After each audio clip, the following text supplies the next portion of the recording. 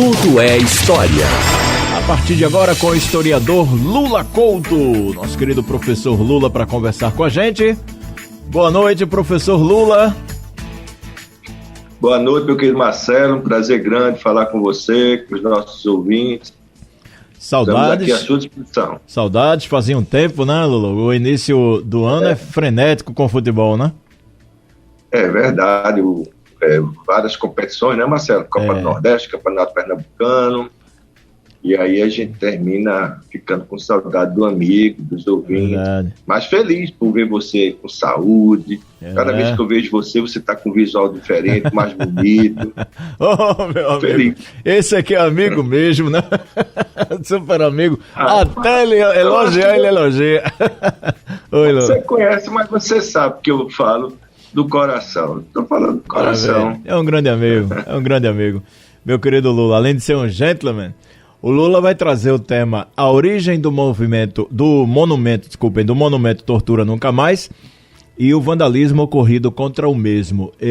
Eu dei uma passada essa semana nas redes do Lula Couto e confesso que esse vídeo, eu acho que eu vi de madrugada e eu acabei não aumentando o volume, mas eu vi que o Lula lançou algo, gente, @Lula Couto, né, lá no Instagram, né, Lula?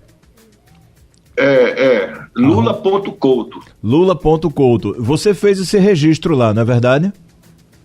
Eu fiz o registro, mas depois eu coloquei só as fotos. Porque repercutiu razoavelmente na imprensa. Sim. E eu entrei em contato com instituições, com grupos de direitos humanos.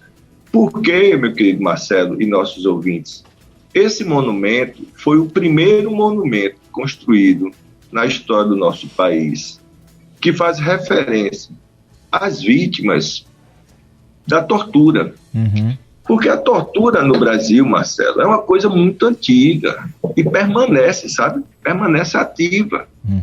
Você estava agora mesmo esperando entrar no espaço da gente e vocês estavam aqui anunciando como notícia o sofrimento da família lá em Barreiros, né? Isso. Pernambuco. É verdade. Que perdeu um garoto, a bala. Tá aqui, tá passando aqui na live da gente, na conversa da gente, no programa Movimento, tá passando essa notícia.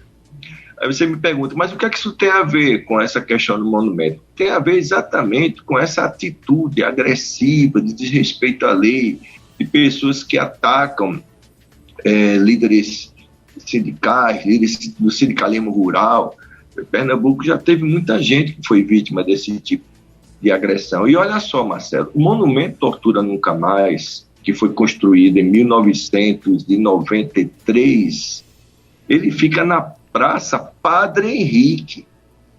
Para que os nossos ouvintes tenham uma noção, você vindo pela Rua da Aurora, no sentido Avenida Norte, quando tem aquele sinal de pegar a esquerda para entrar na Mário Melo, sabe, Marcelo? Sim.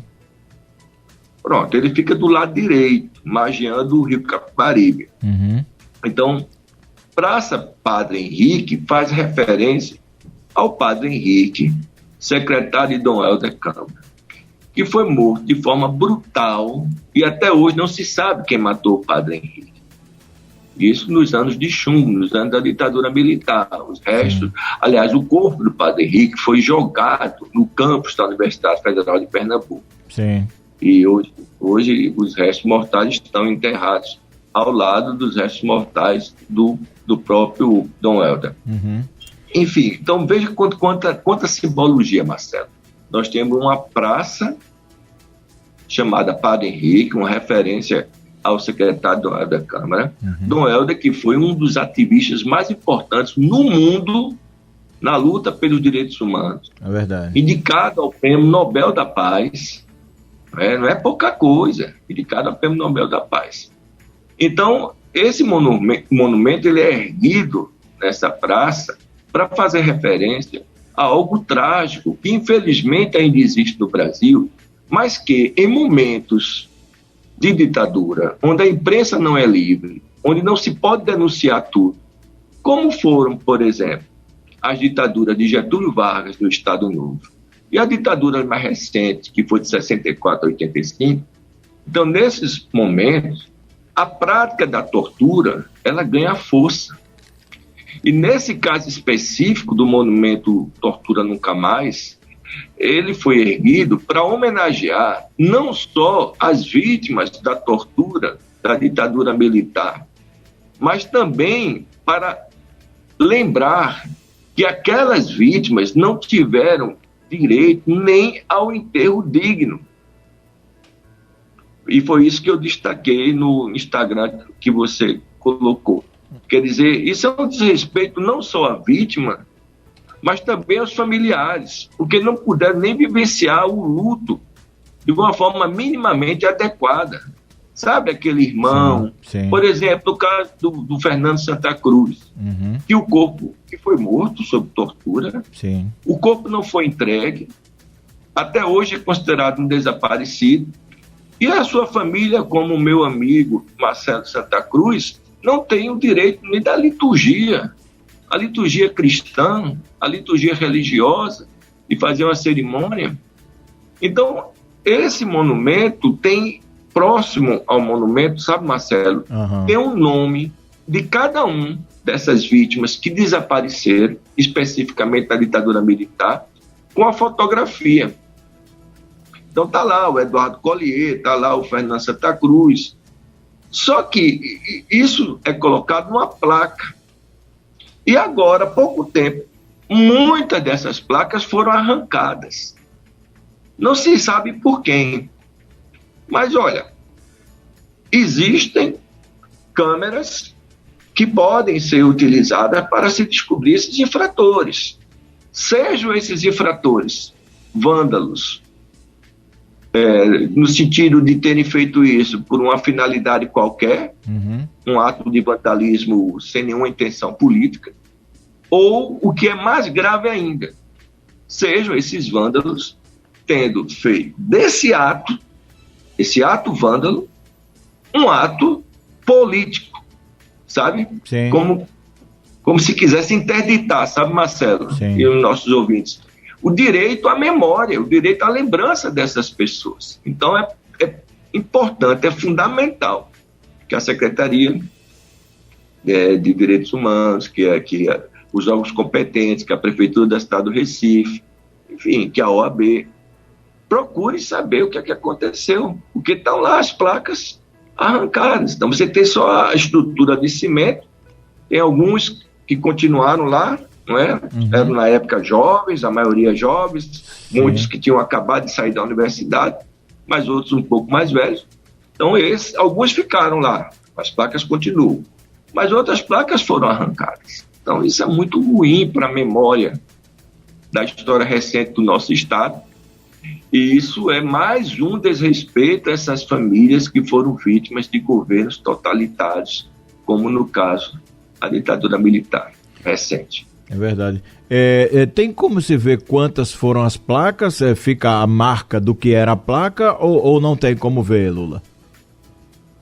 Tem como se ver. Com certeza a prefeitura tem uma numeração com a localização de cada um dessas pessoas que desapareceram, né? Então, você mesmo arrancando a placa, você deve ter da prefeitura algum ofício, algum documento que mostre, olha, aqui está faltando a placa dessa pessoa, essa outra placa é dessa outra pessoa, porque ficou a estrutura, sabe, Marcelo? Na verdade, é uma estrutura quase que rente ao solo, um pouco, as placas, tem a placa primeiro, uma placa de cimento, ela é inclinada levemente na direção do seu olhar. Então, você imagine você olhando para o Rio Capibaribe, então, muito perto do chão, do solo, tem pequenas placas de cimento, não sei mais ou menos, talvez 30 centímetros por 20 centímetros, não sei mais ou menos, e essas placas, elas ficam viradas, e elas são parafusadas no cimento. Ou eu acredito que sejam parafusadas. Lula, então, foram arrancadas as placas, não todas, mas uma boa parte delas. Então, você chega lá, você vê placa, cimento, placa, sabe? Como se fosse um quebra-cabeça faltando. Entendo. Gente, o monumento, ele tem tudo a ver com a história, E nada melhor do que um historiador da categoria do Lula Couto para mostrar para a gente a importância. Porque eu me lembro, Lula, que a época em que foi inaugurada, em que foi realizada, né, e depois que foi construída, e depois, sempre houve na humanidade quem pensa diferente, né? Sempre teve. E aí eu cheguei a ouvir algumas críticas, mas eu queria que você trouxesse a importância desse monumento, pelo menos no sentido de mostrar que na nossa história já houve algo tão terrível que jamais deveria acontecer novamente. Eu queria que você explanasse sobre isso, Lula. Veja, o crime de tortura e morte é um crime internacional, é uma agressão contra os direitos humanos. Está lá na Carta da Declaração dos Direitos Humanos da ONU, que tem também como princípio os elementos do iluminismo, da primeira Constituição Francesa, em 1789. Então, isso não é uma questão apenas do Brasil, é uma questão mundial. Direito à vida é uma questão mundial, é a defesa de todas as instituições democráticas, independente daquela pessoa, da posição política, da posição religiosa, que foi a vítima. Aqui não tem uma questão ideológica. Nós não estamos falando de questões ideológicas. Nós estamos falando de homenagear pessoas que foram mortas sob tortura e que o corpo nunca foi encontrado e que os familiares não tiveram acesso a essa liturgia. Agora, aqueles mortos específicos, eles foram mortos durante a ditadura militar. Então não tem como você não ter compaixão e piedade com essas famílias. Porque aí não é uma questão, é uma questão de humanidade. Humanitária. Não é? É humanitária. Então, esses monumentos são importantes por causa disso. Da mesma forma que a gente tem monumentos de homenagem à Frei Caneca, temos aqui em Recife a Praça Tiradentes, não é? Da mesma forma, Tiradentes foi morto, não é? De uma forma violenta, por defender a independência de Minas Gerais, a proclamação de uma república, não é? Uhum. E temos aqui no Recife homenagem a Tiradentes.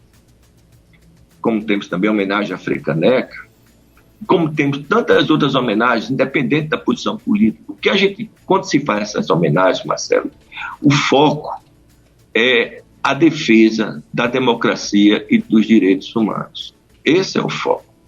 Então, você não tem como questionar essa defesa, pelo menos na minha opinião. Você não pode desumanizar a vítima. Sim. Porque se nós cairmos nessa armadilha, Marcelo, de desumanizar a vítima e, portanto, começarmos a dizer que essa vítima não é merecedora do respeito à vida, então nós vamos virar o quê? Vamos viver numa selva de pedra? Então, justamente. Qualquer pessoa que a gente considere que não é merecedora da vida, a gente pode sequestrar, torturar e matar. Então, por exemplo, vamos lá, vamos pegar um personagem que todos relativamente conhecem. Vamos pegar o secretário Dom Helder Câmara, um padre que criou comunidades solidárias, comunidades eclesiásticas de base, que fazia políticas públicas, políticas sociais, de assistência aos carentes. Então, por que você discorda dele? Então, você vai sequestrar o padre Henrique, vai torturar, vai matá-lo e vai jogar seu corpo no campus da universidade. Onde é que você encontra essa justificativa? Independente da posição política do padre Henrique. É verdade. Então, o que eu digo para os nossos ouvintes é o seguinte: nós estamos vivendo no Brasil uma situação muito difícil. A gente está falando isso agora no programa Movimento e parece que a gente está falando de algo muito antigo, que ocorreu a partir de 64. Uhum. Mas veja que há poucas semanas houve um senegalês, né? Foi morto? Senegalês. Foi isso? Lá no Rio, em Ipanema? Eu não lembro se é senegalês, mas eu vou trazer aqui, vou dar uma pesquisadinha. Do Senegal, ele. Senegal, né? Senegalês. Ele foi morto a paulada. E um dos que fizeram o depoimento, que deram o depoimento da polícia, disse o seguinte: eu estava extravasando a minha raiva. Meu Deus, Ele estava com um taco de beisebol, bateu várias vezes, o corpo caído no chão. Que país é esse que nós estamos vivendo? O outro congolês, que morreu também no Rio de Janeiro. Congolês, viu? Foi não, mas... É congolês, Moise Kabagambi. É do Congo. Pois bem, tá certo. O outro era brasileiro, vizinho de um cidadão, no mesmo condomínio. Estava chegando em casa com um saco de pão, negro. O vizinho achou que era um assaltante e meteu 3 balas nele. E matou ele. Então, que país é esse que a gente está vivendo? Que as pessoas podem se achar no direito de matar, de praticar atos de violência, como foram esses 2 atos no Rio de Janeiro. Então, essa questão é uma questão atual. Eu não posso desmerecer a vítima pela posição política da vítima. Mesmo que essas vítimas sejam criminosas. Essa não é a questão. Eu não posso acusar alguém de crime e simplesmente matá-lo e desaparecer com o seu corpo. Porque aí eu estou cometendo um crime também tão grave quanto o crime do criminoso, ou até mais grave. E além de punir o criminoso, eu estou punindo a família do criminoso, que não tem direito à memória. E aí então, vem aquela história vem aquela história do Thomas Hobbes, né? Se você começa a fazer isso, acaba sendo uma guerra de todos contra todos, né? Exato. Uma guerra de todos contra todos. Você está certíssimo. Mas essa é a questão.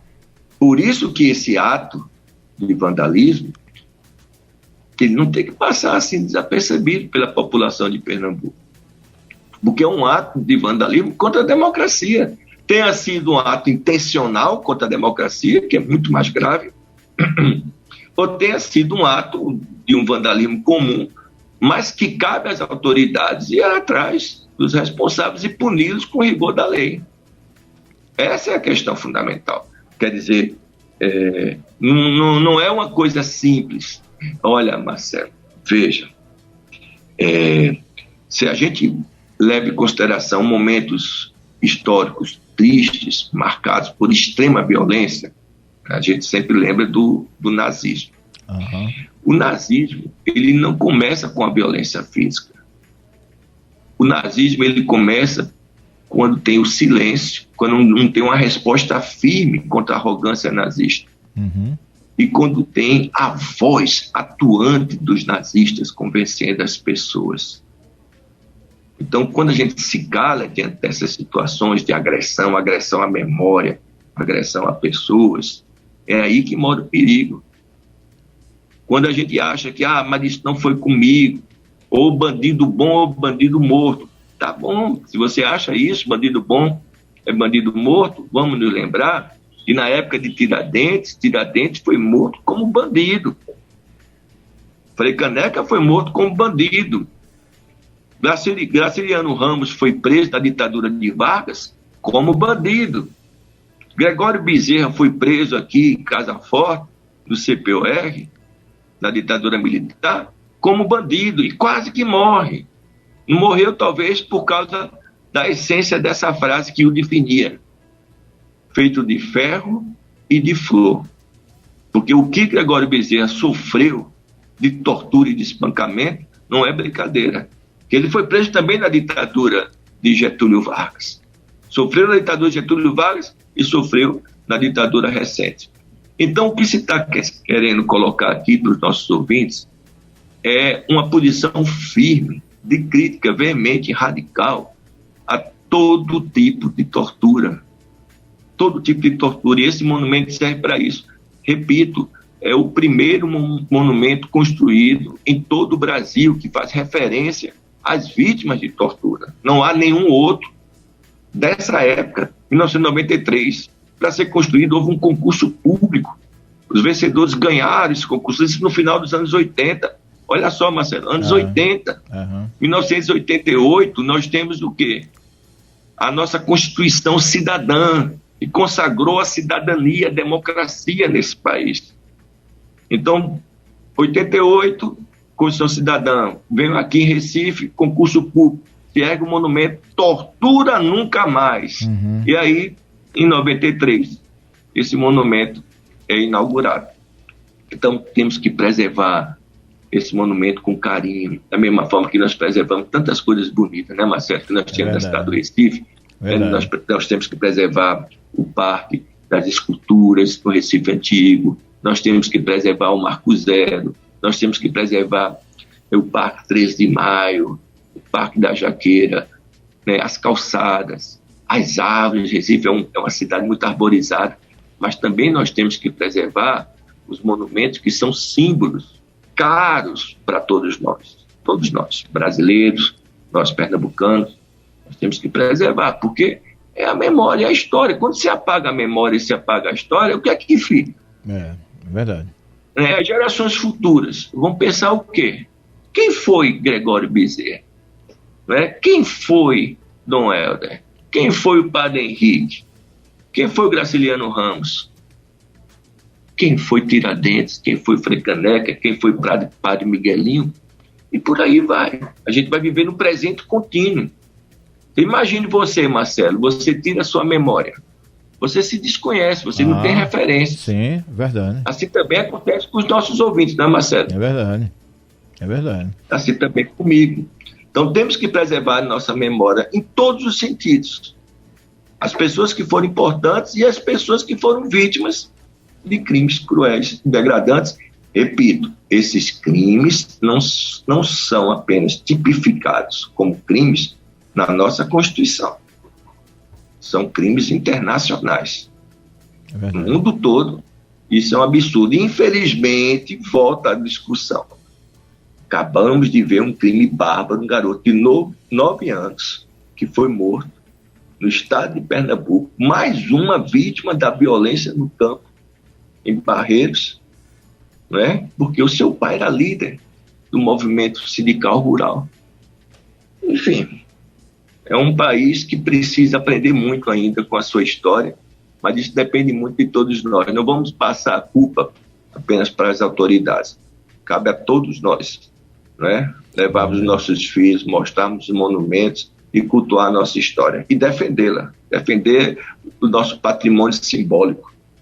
Verdade. Lula Couto, historiador, muito obrigado, meu amigo, por mais essa aula no Tudo é História.